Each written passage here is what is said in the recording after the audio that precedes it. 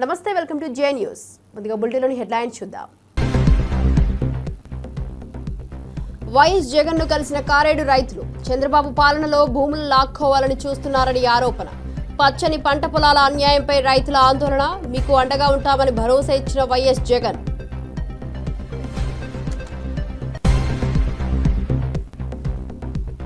బండి సంజయ్ సంచలన వ్యాఖ్యలు, విద్యా వ్యవస్థపై ప్రశ్నలు. ప్రైవేట్ పాఠశాలలో ఉపాధ్యాయుల అర్హతపై బండి సంజయ్ వ్యాఖ్యలు, కనీసం డిగ్రీ కూడా లేని ఉపాధ్యాయులు ఉన్నారని కేంద్ర మంత్రి ఆందోళన.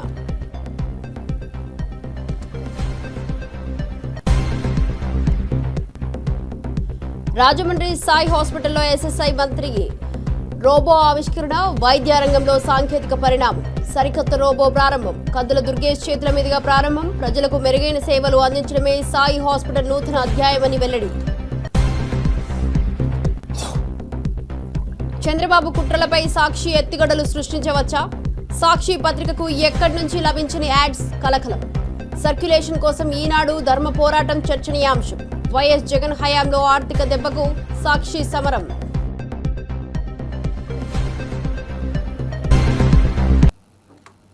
డీటెయిల్స్ చూస్తే రాజకీయ వర్గాల్లో చర్చనీయాంశంగా మారాయి. మాజీ మంత్రి జగదీష్ రెడ్డి బనకచెర్లకు నీళ్లు అందకపోవడంపై ఆగ్రహం వ్యక్తం చేస్తూ ఇసుక తవ్వకాలు కొనసాగుతున్నాయని ఆరోపించారు. చంద్రబాబు వ్యూహం సాధించడమే లక్ష్యంగా కాళేశ్వరాన్ని అడ్డుకోవడం జరుగుతోందని రేవంత్ అన్నారు. టీటీడీ అధికారులపై విమర్శలు చేస్తూ ప్రాజెక్టు నీళ్లను విడుదల చేయాలని డిమాండ్ చేశారు. ఈ వివాదం రాష్ట్ర రాజకీయాల్లో కీలకంగా మారింది.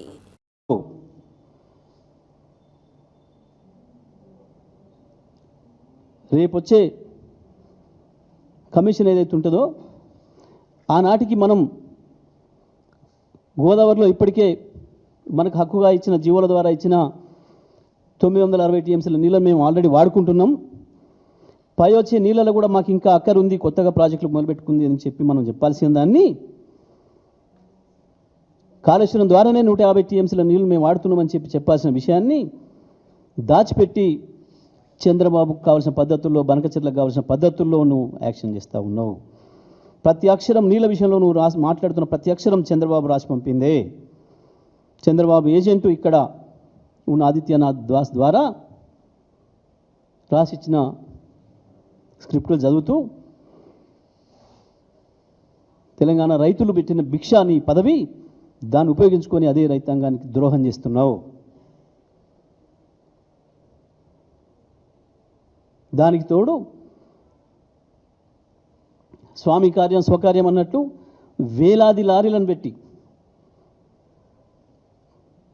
ఇసుక తోడుతున్న తొడేళ్ళు అక్కడ దుర్మార్గంగా కోట్లాది రూపాయలు సంపాదించుకోవడానికి నీవు, నీ మంత్రులు, నీ మంది మార్బలం చేసే దుర్మార్గం కొరకు కాళేశ్వరం నీళ్ళని ఇవ్వటం లేదు. ఇవాళ నువ్వు కేవలం చంద్రబాబు డైరెక్షన్లో టీడీపీ అధినేత చంద్రబాబు నాయుడు పాలన రాష్ట్ర ప్రజలకు ఎమర్జెన్సీని తలపించే విధంగా మారింది.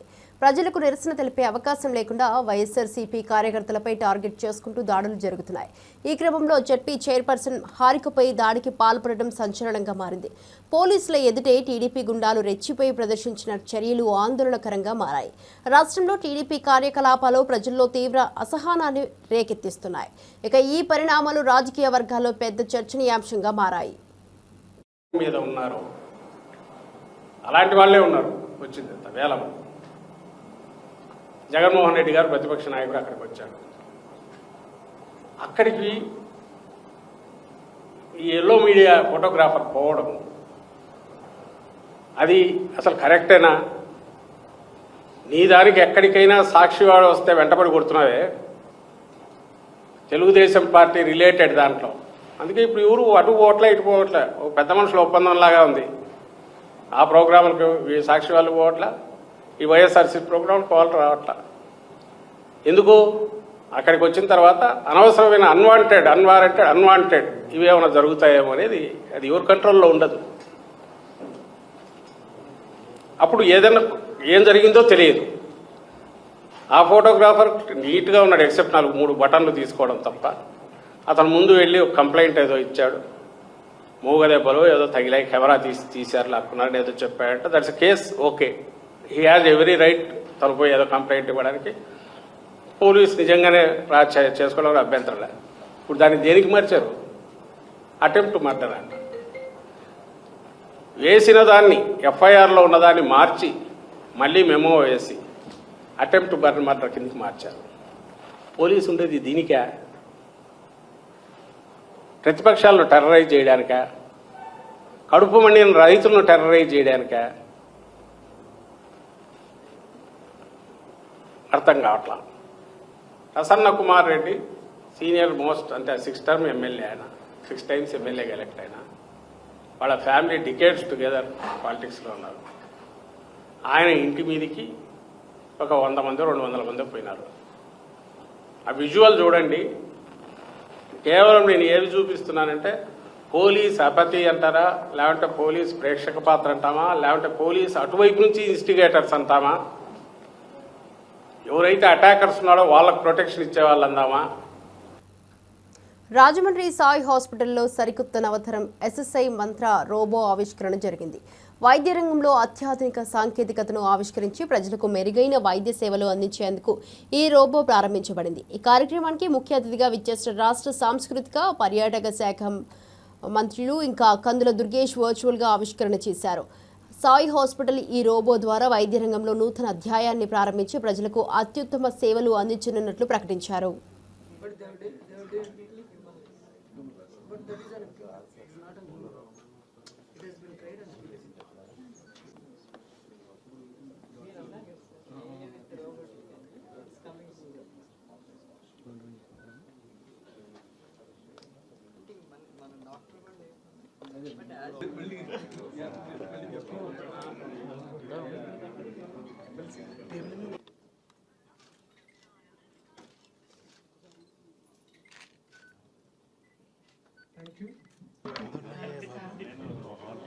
ఆహ్వానాన్ని మన్నించి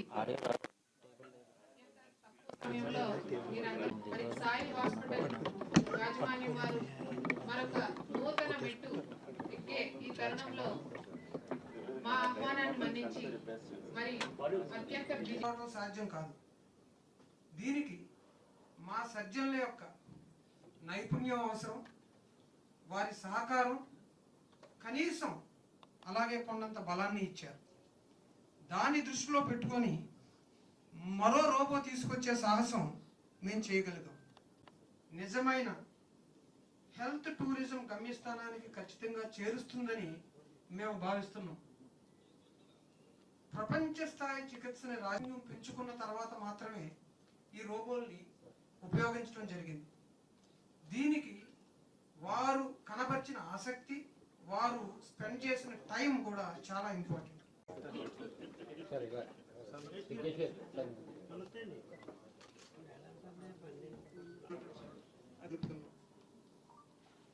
ఈరోజు ఈ కార్యక్రమానికి హాజరవడం ద్వారా ఆరోగ్య రంగానికి మాత్రమే కాకుండా వైసీపీ ఎమ్మెల్సీ మొండితో కారుణ్ చేసిన సంచలన వ్యాఖ్యలపై నందిగామ పోలీస్ స్టేషన్లో ఫిర్యాదు నమోదైంది. తమ ప్రభుత్వం వచ్చిన 2 నెలల్లో తమ కార్యకర్తలను ఇబ్బందులు పెట్టిన వారిని తీవ్రంగా నరుకుతామని ఎమ్మెల్సీ అరుణ్ చేసిన వ్యాఖ్యలను ప్రజలు రెచ్చగొట్టాయి. ఇక కంచికచర్లలో జరిగిన బాబు షూరిటీ మోసం గ్యారంటీ కార్యక్రమంలో ఈ వ్యాఖ్యలు చేశారు. ఈ వ్యాఖ్యలపై చర్యలు తీసుకోవాలని ప్రజలు డిమాండ్ చేస్తున్నారు. వైసీపీ పార్టీకి ఈ వివాదం పెద్ద చిక్కుగా మారింది. ప్రజలను రెచ్చగొట్టే వ్యాఖ్యలు చేసినందుకు ఎమ్మెల్సీ అరుణ్పై చర్యలు తీసుకోవాలని ఫిర్యాదులో కోరారు. చివరికి చిన్న పిల్లలకి ఏదైతే బడిలో పాఠాలు చదువుకునే పిల్లలు ఏదైతే అన్నం తింటారో దాంట్లో కూడా అవి తినేశారు. ఈ సంవత్సర కాలంగా ఏమీ దొరకట్ల. కడుపు మంట, ప్రజల మీద కోపం, లాస్ట్కి మనుషులు అన్న విషయం కూడా మర్చిపోయి మృగాల కింద మారిపోయి రాష్ట్ర వ్యాప్తంగా సైకోల మాదిరి తిరుగుతున్నారు. నిన్న మాట్లాడతాడు ఎమ్మెల్సీ మొండితో కరుణ్ కుమార్, ఈసారి అధికారంలోకి వస్తాం, జగన్మోహన్ రావు చేసినా చేయకపోయినా, జగన్మోహన్ రెడ్డి చేసినా చేయకపోయినా నేను మాత్రం రప్ప నరుకుతా ఇళ్ళ దాకా వెళ్ళి అని. ఏం మృగంగా మారినవా? ఏమి మనిషి అన్న సంగతి మర్చిపోయినావా? ఎట్లా గెలుస్తావు నువ్వు ఈ నియోజకవర్గంలో? ఒక్క అవకాశం ఒక్కసారి ఇచ్చారు మిస్టర్ మొండితో కరుణ్ కుమార్ నీకు. మేము కూడా సవాల్ ఇస్తున్నావు. నువ్వు మగాడివే కదా. ఏమన్నావు ఆ రోజు నువ్వు? నందిగామ నియోజకవర్గంలో తంగిరాల సౌమ్య గారు గెలిచినా, రాష్ట్రంలో చంద్రబాబు గెలిచినా సరే నా ఎమ్మెల్సీ పదవికి రాజీనామా చేసి రాజకీయ సన్యాసం తీసుకొని ఈ నియోజకవర్గ ప్రజలకు క్షమాపణ చెప్పి ఇక్కడి నుంచి పారిపోతా అన్నావు. ఏమైంది నీ మగతనం? ఎందుకు మాట తప్పావు? ఎందుకు వడమ తిప్పావు? ఈరోజు చేతగాని వాడిలాగా మృగం మాదిరిగా మారి నేను నరుకుతా, ఇళ్లమ్మడి పడి తిరుగుతా. ఏం కట్టిపడివా నువ్వు? చేతిలో గొడవలు పెట్టుకొని తిరుగుతున్నావా ఏమి నువ్వు, లేకుంటే పిచ్చెక్కి తిరుగుతున్నావా? మీ ఓటు లండన్ పోయి ట్రీట్మెంట్ తీసుకుంటాడు అప్పుడప్పుడు. ఈసారి ఆ ఫ్లైట్ లో నీకు కూడా పక్కన సీట్ బుక్ చేసుకో, ఆ లండన్ హాస్పిటల్ అడ్రస్ కనుక్కో, పో మందులు తెచ్చుకో, హ్యాపీగా వేసుకొని నిద్రపో. లేకుంటే నీ అన్న డాక్టరే కదా, నీ అన్నని అడుగు ఏ మందులు వేసుకుంటే ఏ పిచ్చి ఏ విధంగా తగ్గుద్దని నీ అన్నకు బాగా తెలిసి ఉంటుంది. నీ అన్నని అడిగా మందులు వాడు. ఈరోజు మనం ప్రజాస్వామ్యంలో ఉన్నాం, ప్రజల మధ్య బ్రతుకుతున్నాం అనే విషయాన్ని నువ్వు మరచి మళ్ళీ వస్తాం నరుకుతాం. ఏం నరికేదానికి నీకు అధికారం ఇవ్వాలా? ఎవడిస్తాడు నీకు అధికారం ఈ రాష్ట్రంలో? ఎవడిస్తాడు నీ అన్నకి ఈ రాష్ట్రంలో అధికారం? ఈ రోజు నీ అన్నని సొంత చెల్లి, జన్మనిచ్చిన చెల్లి ముఖం మీద కాండ్రించి చూపి బయటికి వెళ్ళిపోయారు. ఈరోజు నీ బ్రతుకేంది? ఇంకా ఈ నియోజకవర్గంలో ఈ సంవత్సర కాలంలో కనీసం తిరగలుగుతున్నావు ఏ గడపకైనా సరే? ఈ సంవత్సర కాలంలో కూటమి ప్రభుత్వంలో ఈరోజు తంగిరాల స్వామి గారు ఎమ్మెల్యేగా ఉన్న ఈ సంవత్సర కాలంలో ఏ ఒక్క ప్రజానికో అయినా సరే రోడ్డు మీదకి వచ్చి మాకు ఇక్కడ అన్యాయం జరిగిందని మాట్లాడారా? లేదు కదా. ఏదో రీకాలింగ్ చంద్రబాబు అని మీ నాయకుడు ఏదో ఒక ప్రోగ్రాం పెట్టాడు. నీకు నిజంగా దమ్ముంటే వెళ్ళు, ప్రతి గడపకి వెళ్ళు. ప్రజలు చెప్పించి కొడతారు నందికొండ నియోజకవర్గ ప్రజలందరూ కూడా. తల్లికి వందనం ఎంతమందికి పడిందో కనీసం నీ పార్టీ జెండా మోసి ఏదైతే నిన్న ఈ ప్రోగ్రామ్ లో కూర్చున్నారు, ఏదైతే నువ్వు నిన్న పిచ్చి కుక్కలాగా మాట్లాడుతుంటే అక్కడ చప్పట్లు కొడుతున్నారో అందరూ. కేంద్ర మాజీ ప్రధాన ఎన్నికల అధికారి రాజీవ్ కుమార్ శ్రీశైలం మల్లన్న ఆలయాన్ని సందర్శించారు. ఆలయ మహాద్వారం వద్ద ఈవోఎం శ్రీనివాసరావు ఆధ్వర్యంలో రాజీవ్ కుమార్ కు ఘన స్వాగతం పలికారు. శ్రీశైలం స్వామి అమ్మవారిని దర్శించుకుని ప్రత్యేక పూజలు నిర్వహించిన రాజీవ్ కుమార్ ఆలయ ఆవరణలో ఆధ్యాత్మిక వాతావరణాన్ని ఆస్వాదించారు. ఈ సందర్శనతో రాజీవ్ కుమార్ భక్తుల మన్ననలను పొందారు.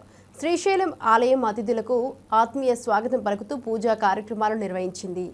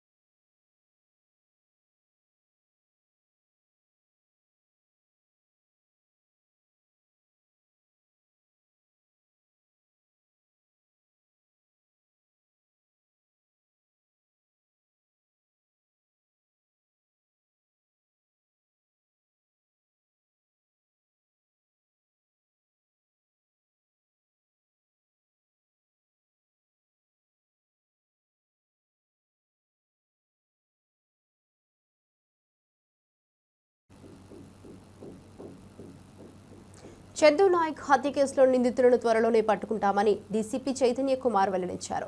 పరారీలో ఉన్న నిందితుల కోసం 10 ప్రత్యేక బృందాలు గాలింపు చర్యలు కొనసాగిస్తున్నాయి. ఇక స్పాట్లో దొరికిన బుల్లెట్ల పరిశీలనలో ఒకే వెపన్తో ఫైరింగ్ చేసినట్లు నిర్ధారణ అయింది. నిందితులు ఉపయోగించిన కారును గుర్తించామని డీసీపీ చెప్పారు. ఇక 2022లో జరిగిన ఓ హత్య కేసులో చందు నాయక్ నిందితుడిగా ఉన్న విషయం తెలిసిందే. పాత కక్షల కారణంగా హత్య జరిగిందా అనే కోణంలో దర్యాప్తు కొనసాగుతుంది. డీసీపీ చైతన్య కుమార్ తెలిపారు.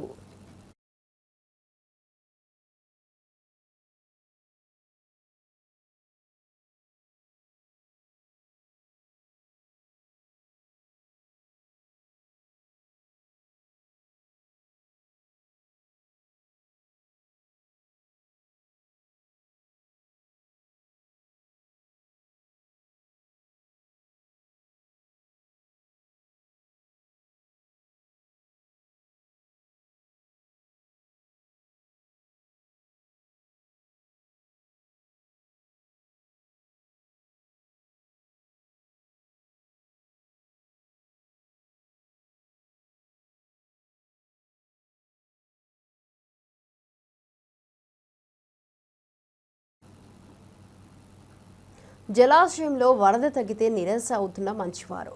ఈ అవధిలో శ్రీశైలం జలాశయంలో ఏకైక హాట్ వాటర్ ప్రవాహం ఉంది. దీంతో వరద తగ్గిన నీటి ప్రవాహం సుజాతగారి జలాశయానికి అద్దంగా కోసం ప్రయాణిస్తుంది. ఇది జలాశయం నిరమ్మన కార్యాలను గుర్తించడానికి ఒక ముఖ్యమైన వర్షం అయితే మళ్లీ వచ్చిన వాటర్ రిలీజ్ అవుతుంది. ఈ ప్రవాహం మూలంగా జల సందృష్టిని పెంచేందుకు కాదు, భూమిని కూర్చేందుకు కూడా ఉంది.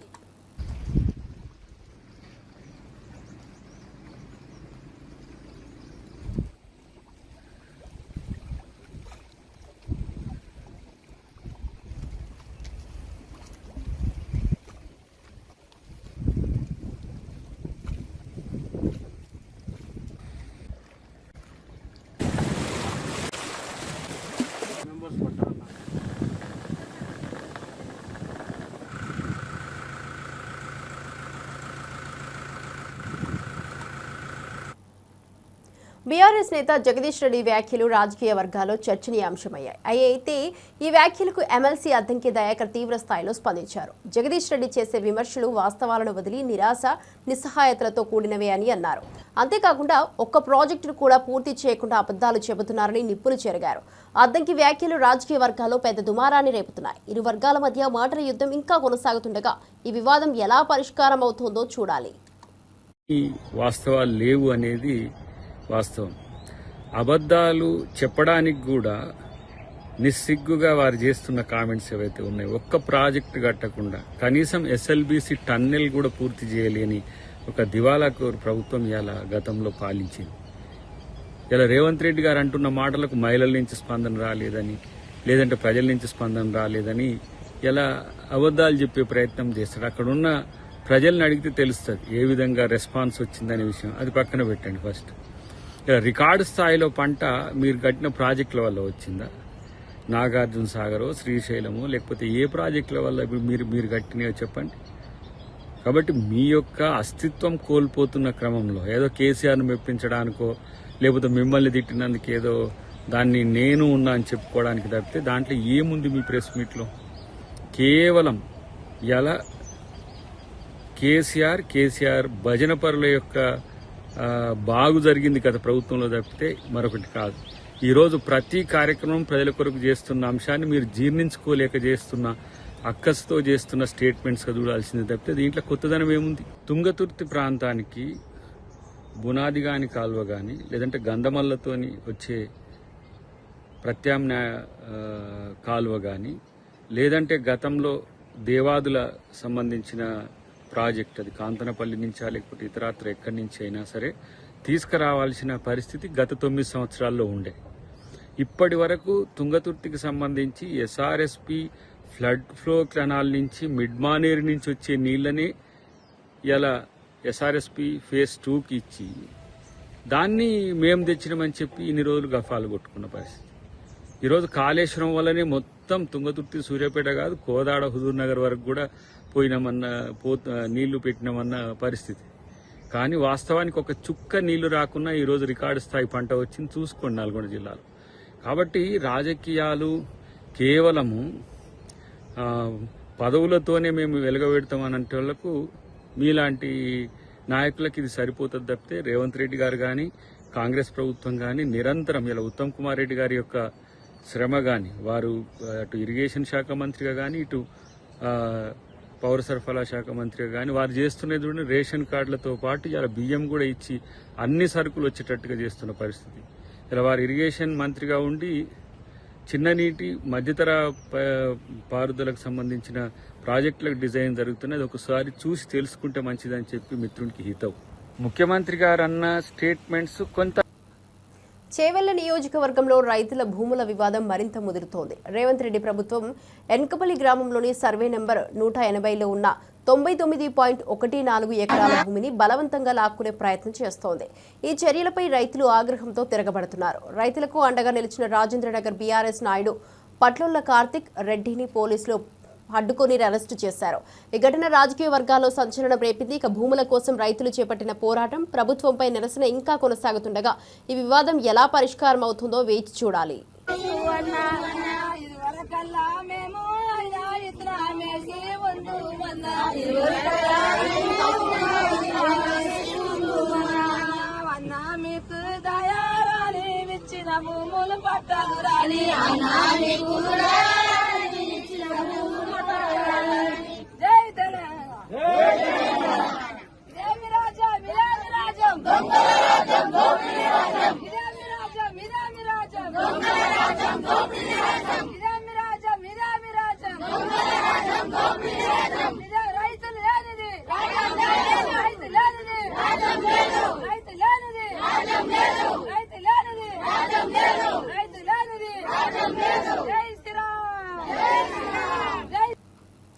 సాక్షి పత్రికకు వ్యతిరేకంగా చంద్రబాబు ఎల్లో మీడియాతో కలిసి కుట్రలు చేస్తున్నారని వార్తలు వినిపిస్తున్నాయి. కూటమి ప్రభుత్వం అధికారంలోకి వచ్చినప్పటి నుంచి సాక్షి పత్రికకు ఒక్క యాడ్ కూడా ఇవ్వకుండా ఆర్థిక నష్టం కలిగించాలని ప్రయత్నిస్తున్నారు. వైఎస్ జగన్ అధికారంలో ఉన్నప్పుడు మొదటి 4 ఏళ్లు ఈనాడు యాడ్స్ తీసుకుపోయింది. 5వ సంవత్సరంలో తమకు యాడ్స్ వద్దని ఈనాడు యాజమాన్యం నిర్ణయించింది. సాక్షి సర్క్యులేషన్ను తగ్గించేందుకు గత కొంతకాలంగా న్యాయస్థానాల్లో ఈనాడు దాఖలు చేస్తున్న కేసులు తీవ్ర చర్చనీయాంశంగా మారాయి. ఈనాడు దినపత్రిక అదేవిధంగా చంద్రబాబు నాయుడు గారు సంవత్సరాలుగా పన్నుతున్నటువంటి కుట్రలో భాగంగా ఏదైతే ఢిల్లీ హైకోర్టుకు వెళ్లారో ఆ హైకోర్టు ఏదైతే నిన్న చేసినటువంటి వ్యాఖ్యలు ఈనాడు దినపత్రిక వేసినటువంటి పిటిషన్ ని ముగిస్తూ ఢిల్లీ హైకోర్టు చంద్రబాబు నాయుడు గారు ఈనాడుకి చెంపపెట్టులాగా నిన్న వ్యాఖ్యానించినటువంటి వ్యాఖ్యలు ఏంటి, అసలు ఏం జరిగిందనంటే జగన్మోహన్ రెడ్డి గారి ప్రభుత్వం ఉన్నప్పుడు గ్రామ వార్డు సచివాలయాలు వాలంటీర్లు వీళ్ళందరికీ ఏదైనా అత్యధిక సర్క్యులేషన్ ఉన్నటువంటి ఒక దినపత్రికను కొనుక్కోవటానికి నెలకు 200 రూపాయలు ఏదైనా కొనుక్కోవచ్చు. అత్యధిక సర్క్యులేషన్ ఉన్నటువంటి దినపత్రిక ఈ ఆంధ్రప్రదేశ్ రాష్ట్రంలో అత్యధిక సర్క్యులేషన్ ఉన్నటువంటి 2 తెలుగు దినపత్రికల్లో ఉన్నాయి. ఒకటి ఏదైతే సాక్షి దినపత్రిక, 2 ఈనాడు. ఈ రెండింటికి అత్యధిక సర్క్యులేషన్ ఉంది. 3వ ప్లేస్ లో ఆంధ్రజ్యోతి ఉంటుంది. సో అయితే ఏదైనా అత్యధిక సర్క్యులేషన్ దినపత్రిక కొనుక్కోమన్నప్పుడు వాళ్ళ ఇష్టం ఏదైనా కొనుక్కోవచ్చు. దానికి సంబంధించిస్తే అది కేవలం సాక్షిని కొనుగోలు చేయడానికే ఇచ్చారు. సాక్షినే కొనుగోలు చేయమని చెప్పి, సాక్షి దినపత్రికనే కొనుగోలు చేయమని చెప్పి వాళ్ళ మీద ఒత్తిడి తెచ్చారు అది అని చెప్పి ఈనాడు దినపత్రిక హైకోర్టుకి వెళ్ళింది. సో ఈనాడు దినపత్రిక హైకోర్టుకి వెళ్తే హైకోర్టు దాన్ని తోసిపుచ్చేస్తే దాన్ని ఇక్కడ ఉన్నటువంటి వాళ్ళు వేసినటువంటి పిటిషన్ తిరస్కరిస్తే సుప్రీంకోర్టుకి వెళ్లారు. సుప్రీంకోర్టు ఏం చేసింది, ఢిల్లీ హైకోర్టుకి బదలాయించింది. సో ఢిల్లీ హైకోర్టులో వాదనలు వినిపించుకోండి అని చెప్పి ఢిల్లీ హైకోర్టుకు వెళ్తే ఢిల్లీ హైకోర్టులో సాక్షి దినపత్రిక తరపున అలానే ఏదైతే ఈనాడు దినపత్రిక తరపున వాళ్ళు వాదనలు వినిపించినటువంటి సందర్భంలో ఏదైనా సర్క్యులేషన్ ఉన్నటువంటి దినపత్రికను కొనుగోలు చేయమన్నారు. పర్టికులర్ గా సాక్షి అని ఎక్కడ చెప్పలేదు కదా. సో అయినా మీకు వచ్చిన నష్టమైన దానికి అని చెప్పి ఈనాడు మీద ఘాటైన వ్యాఖ్యలు చేస్తూ దానికి సంబంధించి మీద అభ్యంతరాలుంటే ప్రభుత్వ ప్రధాన కార్యదర్శి దగ్గరికి, సీఎస్ దగ్గరకు పోండి. సో అయినా ఇప్పుడు వాలంటీర్ల వ్యవస్థ ఇది లేదు కదా, పత్రిక ఇప్పుడు కొనుగోలు చేయట్లేదు కదా అని చెప్పి హైకోర్టు వ్యాఖ్యానించింది. అప్పుడు ఇంకో కుట్ర కూడా వాళ్ళు పడినారు. ఏమనంటే ఈ పత్రిక సంబంధించినటువంటి సర్క్యులేషన్ ఎంతెంత ఉందని చెప్పి ఏదైతే రిలీజ్ చేయాలో దానికి సంబంధించి కూడా ఈని పరిగణలోకి తీసుకోవద్దని చెప్పి వాళ్ళు అక్కడ ఢిల్లీలో ఏదైతే ఈ సర్క్యులేషన్ రాజీ చేసే వాళ్ళ దగ్గర కూడా వెళ్లి, సో వాళ్ళ దగ్గర కూడా ఈనాడు వెళ్ళి ఇప్పుడు ఈ కొనుగోలు చేసేటటువంటి పత్రికలు దీంట్లో పరిగణలోకి తీసుకోవద్దు, ఇవి కూడా కలిపితే సర్క్యులేషన్ వాళ్ళకి ఎక్కువైపోయిందని. కానీ వాస్తవంగా చూస్తే ఈనాడు గానీ ఆంధ్రజ్యోతి, ఈనాడు గానీ సాక్షి గానీ ఒకే విధమైనటువంటి సర్క్యులేషన్ ఉంది. అది పేపర్ అప్పుడు కొనుగోలు చేసినప్పుడు అలానే ఉంది, ఇప్పుడు కొనుగోలు చేయకపోయినా అలానే ఉంది, ఒకటే రకమైనటువంటి సర్క్యులేషన్ ఉంది.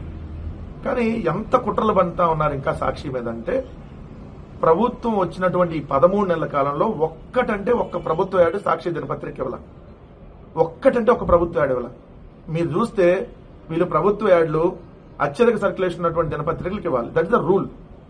జగన్మోహన్ రెడ్డి గారి ప్రభుత్వం ఉన్నప్పుడు ఈనాడుకి దినపత్రికకి యాడ్లు ఇచ్చింది 4 సంవత్సరాల పాటు. తర్వాత చివరి ఏడాదిలో వాళ్లే వద్దన్నారు ఈనాడు దినపత్రిక. ఎందుకంటే జగన్మోహన్ రెడ్డి గారు చేసినటువంటి మంచిది అక్కడ యాడ్లో ఫస్ట్ పేజ్ లో వేస్తే అందరికీ తెలిసిపోతుంది కాబట్టి ఈనాడు దినపత్రికలో వద్దని చివరి ఏడాది వాళ్లే వద్దనుకున్నారు. సో మేము ఎక్కడ కూడా ప్రతి ప్రభుత్వ యాడ్ని ఈ సాక్షికి ఎలా ఇచ్చారో అప్పుడు ఈనాడు కూడా అదే విధంగా ఇచ్చారు. కానీ ఇప్పుడు ఈనాడు, ఆంధ్రజ్యోతి, ఏదైతే ప్రజాశక్తి, ఒక రోజు ఏంటంటే వార్త, ఇంకా ఏదైతే అన్ని చిన్న దినపత్రికలు కూడా యాడ్లు ఇస్తున్నారు. కానీ సాక్షికి మాత్రం 13 నెలల కాలంలో ఒక్క యాడ్ ఇవ్వాలి. సో ఎంత దుర్మార్గంగా వాళ్ళు వ్యవహరిస్తున్నారో ఒకసారి చూడండి. ప్రభుత్వానికి సంబంధించినటువంటి యాడ్లు. ఎమ్మెల్సీ తీన్మార్ మల్లన్న చేసిన వ్యాఖ్యలు రాజకీయ వర్గాల్లో సంచలనంగా మారాయి. ఎమ్మెల్సీ కవిత కాంగ్రెస్ లో చేరేందుకు రంగం సిద్ధమవుతోందని ఆయన ఆరోపించారు. హైదరాబాద్ పిజ్జాదిగూడలోని తన ఛానల్ కార్యాలయంలో మాట్లాడుతూ బీసీలకు 42% రిజర్వేషన్లను పక్కదోవ పట్టించేందుకు కొందరు కవితతో కలిసి నాటకాలు ఆడుతున్నారని అన్నారు. దాడి అంశంలో కవితదే తప్పు అని బీఆర్ఎస్ నేతలు మౌనంగా ఉంటే పీసీసీ చీఫ్ మహేష్ గౌడ్, మంత్రి పొన్నం ప్రభాకర్ మద్దతు అందించిన విషయంలో దౌర్భాగ్యం ఉందని విమర్శించారు.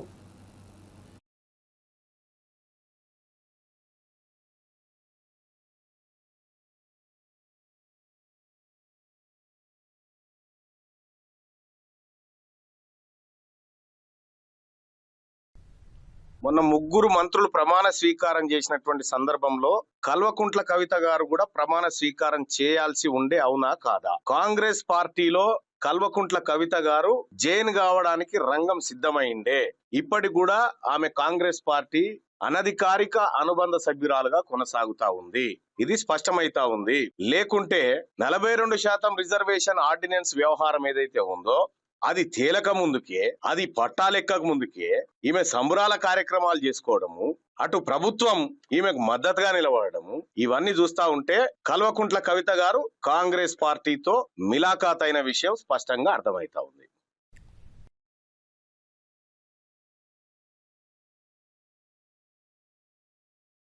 తేలక ముందుకే, అది పట్టాలెక్కక ముందుకే ఈమె సంబరాల కార్యక్రమాలు చేసుకోవడము, అటు ప్రభుత్వం ఈమెకు మద్దతుగా నిలబడము, ఇవన్నీ చూస్తా ఉంటే కల్వకుంట్ల కవిత గారు కాంగ్రెస్ పార్టీతో రేవంత్ రెడ్డి క్లబ్బులకు పబ్బులకు రాను అని చేసిన వ్యాఖ్యలపై గాదరి కిషోర్ విమర్శలు గుప్పించారు.